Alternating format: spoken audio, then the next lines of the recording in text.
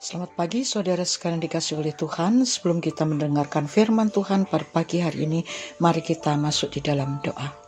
Bapa, terima kasih sepanjang minggu yang lalu Engkau telah memimpin kami hingga pada saat ini. Kami mau merenungkan firman-Mu, bersabdalah dan kami siap mendengarkannya.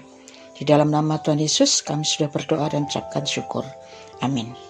Saudara, firman Tuhan diambil dari beberapa ayat Alkitab pada pagi ini. Yang pertama adalah dari 1 Korintus pasal yang ke-12 ayat yang ke-12 dan 13. 1 Korintus 12 ayat 12 dan 13. Demikian bunyi firman Tuhan. Karena sama seperti tubuh itu satu dan anggota-anggotanya banyak, dan segala anggota itu sekalipun banyak merupakan satu tubuh, demikian pula Kristus. Sebab dalam satu roh kita semua, baik orang Yahudi maupun orang Yunani, baik budak maupun orang merdeka, telah dibaptis menjadi satu tubuh, dan kita semuanya diberi minum dari satu roh. Yang kedua yaitu dari 2 Petrus 1 ayat yang ke-7. 2 Petrus 1 ayat yang ke-7. Dan kepada kesalehan, kasih akan saudara-saudara, dan kepada kasih akan saudara-saudara, kasih akan semua orang. Yang ketiga, 1 Petrus 4 ayat 8. 1 Petrus 4 ayat 8. Tetapi yang terutama, kasihlah sungguh-sungguh seorang akan yang lain, sebab kasih menutupi banyak sekali menutupi dosa. Saudara, tidak dapat disangkal bahwa jemaat Korintus merupakan jemaat yang kaya dalam berbagai karunia. Karunia-karunia itu merupakan kepastian yang diberikan Allah kepada umatnya melalui Roh Kudus, dengan tujuan supaya mereka saling menghargai dalam pekerjaan Tuhan yang dipercayakan kepada mereka masing-masing untuk dilakukan. Karena itu penting sekali setiap jemaat menyadari pentingnya kesatuan dalam karya kita untuk membangun kerajaan Allah di tengah-tengah dunia ini. Contohnya, orkestra membutuhkan alat musik, sekitar 30 alat musik, dan itu dinyanyikan dengan indah di bawah ayunan tangan seorang konduktor. Setiap musik membunyikan tugas dan perannya masing-masing. Gambaran orkestra ini sangat tepat untuk mengungkapkan maksud Rasul Paulus dalam 1 Korintus pasal yang ke-12 ayat yang 12-31. Ada rupa-rupa karunia, tetapi satu roh. Kesatuan adalah kekuatan di dalam jemaat atau di dalam gereja.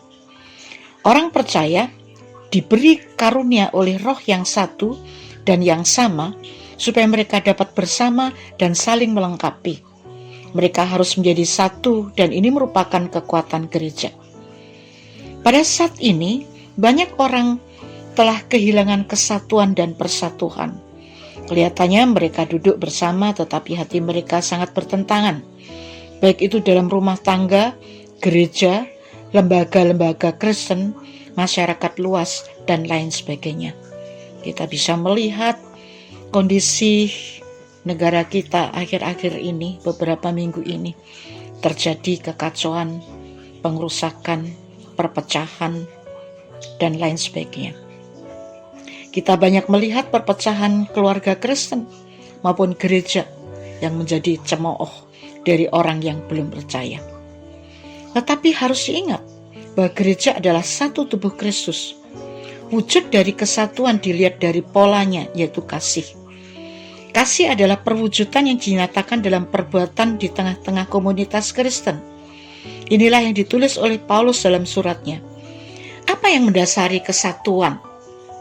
Mengapa kita harus bersatu? Bagaimana kita dapat bersatu? Sehingga gereja itu menjadi kuat dan tidak mudah digoyahkan oleh arus dunia ini.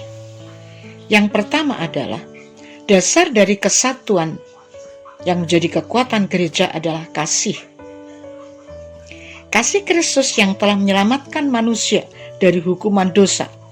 Itulah yang menjadi dasar kekuatan gereja. Gereja atau jemaat Allah telah diberi kasih dan karunia-karunia yang luar biasa agar dapat bertumbuh dan menjadi saksi. Dalam karunia-karunia yang telah Tuhan berikan, tidak ada karunia yang lebih penting atau kurang penting. Semua satu sama lain itu penting. Seperti orkestra tadi. Pemain biola, drum, bass, cello, semua pemain musik sama pentingnya dan menciptakan musik yang indah dan enak didengar. Karena mereka ada dalam kesatuan. Semua karunia sangat penting. Dengan demikian fungsi anggota tubuh Kristus semuanya itu penting. Bahkan yang kelihatan kecil dan kurang terhormat justru harus dihormati lebih daripada yang lain. Yang lemah harus lebih diperhatikan. Paulus menggunakan metafora atau gambaran tubuh untuk menjelaskan tentang kepentingan kesatuan dalam gereja. Paulus menegaskan, jadi mata tidak dapat berkata kepada tangan, aku tidak membutuhkan engkau. Kepada kaki, aku tidak membutuhkan engkau. Dalam tubuh setiap anggota mempunyai fungsi masing-masing yang saling melengkapi.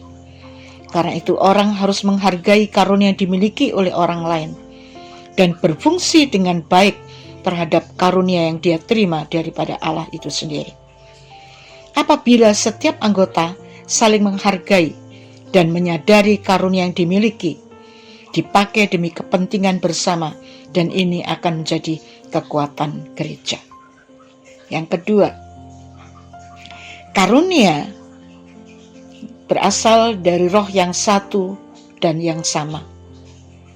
Paulus di sini menegaskan bahwa karunia-karunia itu berasal dari satu roh yang satu dan sama. Segala pelayanan itu digerakkan oleh Roh Kudus. Pelayanan adalah milik Allah. Kita hanya alatnya saja. Berbagai mukjizat dikerjakan oleh Roh Kudus yang dilakukan oleh Allah yang satu. Allah yang memberi hidup manusia dan juga memberi kemampuan yang diperlukan. Sangat luar biasa. Allah tidak mungkin memberi hidup kepada manusia tanpa kemampuan untuk menjalani hidup itu. Jadi, kesatuan itu berdasarkan kasih yang Allah berikan, yaitu berdasarkan kasih Allah Bapa, Allah Putra, dan Allah Roh Kudus. Bandingkan di dalam Yohanes 17 ayat 21 dan 22. Dan Allah memberikan kepada manusia sesuai dengan karunia masing-masing, sehingga manusia dapat melayani diri sendiri dan juga dapat melayani orang lain. Jadi, landasan kesatuan itu adalah Allah sendiri, dan satu sama lain harus saling melengkapi. Tidak perlu sombong terhadap karunia yang dia miliki. Tidak perlu iri hati terhadap karunia orang lain. Jika kita lihat orang lain karunia yang lebih banyak dan maju, itu harus memacu diri kita sendiri untuk maju dan berkembang. Bandingkan Matius 25:18, yaitu perumpamaan talenta. Hamba yang talenta satu iri dan tidak bekerja, sehingga ia dihukum karena sikapnya yang tidak mau bersyukur dan bertanggung jawab. Kerjasama kesatuan dan persatuan adalah dari Allah dan harus dipertahankan supaya pelayanan tidak terpecah belah, tetapi kuat, sehingga menolong pertumbuhan dan pengenalan akan Tuhan serta bertanggung jawab dalam setiap pelayanan dan berbuah banyak bagi Tuhan. Dan buah itu berguna bagi orang di sekitar kita, berdampak positif, dan orang melihat bahwa kita ada Kristus di dalam hidup kita. Yang ketiga, karunia yang kita miliki harus dipakai untuk kepentingan bersama, yang menyatakan kesatuan dan merupakan kekuatan gereja. Dalam kesatuan, karunia yang diberikan oleh Allah bukan dilakukan untuk kepentingan diri sendiri, tetapi kepentingan bersama, dan tidak akan merugikan orang lain. Kepentingan bersama dalam hal ini adalah kepentingan gereja, pertumbuhan gereja, kemajuan gereja, dan saksi gereja. Sehingga semua jemaat hidup serasi, dan hidup di dalam damai. Dalam kesatuan, kita bisa melihat pentingnya kasih dalam persaudaraan. Kesatuan dan kasih itu telah diuji dalam berbagai kecenderungan manusia untuk berbuat dosa. Individualisme yang telah merambah dalam dunia ini tak terkecuali dalam dunia rohani dan teologi, gereja, lembaga-lembaga Kristen yang lain. Kita melihat sekarang bagaimana orang merasa tidak perlu orang lain. Jadi pengalaman, intuisi, persepsi menentukan benar dan salah. Dengan demikian kita sering memutlakkan pandangan kita, asumsi kita, perspektif kita sendiri. Ini menjadi penghambat dalam kesatuan gereja. Karena itu kita harus satu, harus saling menopang, saling menghormati, saling membutuhkan, yaitu relasi independen, saling bergantung yang terdiri dari orang-orang yang dewasa rohani dan orang-orang yang mandiri, yaitu saling menguatkan, berlandaskan akan kasih Allah sendiri. Yang keempat, tujuan kesatuan adalah supaya orang percaya menjadi saksi, menjadi garam dan terang di tengah-tengah dunia yang tidak berpengharapan ini. Dalam dunia yang penuh kacau dan ketidakpastian, keraguan-raguan berdampak negatif dalam lingkungan kita, orang percaya harus saling mengasihi dan menjadi saksi. Kesatuan umat Allah, kesatuan gereja memiliki nilai yang luar biasa, di mana dalam kesatuan itu memperlihatkan bahwa Allah juga satu dalam memberi karunia kepada umatnya. Dan itu diwujudkan dalam kesatuan yang nyata, yang berlandaskan kasih. Sehingga orang percaya menjadi saksi dan dapat menarik banyak jiwa untuk percaya kepada Kristus. Kita tidak mempunyai kekuatan atau kuasa menyelamatkan orang, karena keselamatan itu adalah anugerah daripada Kristus.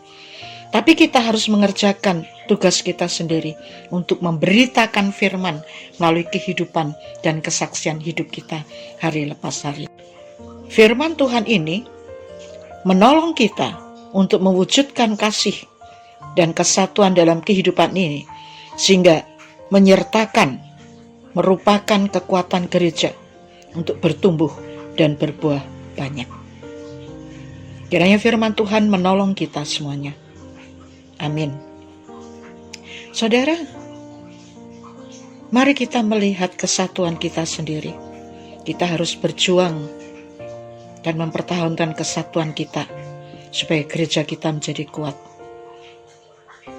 Tuhan tolong supaya gereja kami sebagai orang-orang percaya menjadi saksi di dalam dunia ini untuk mempertahankan kasih itu yang telah Tuhan karuniakan kepada kami.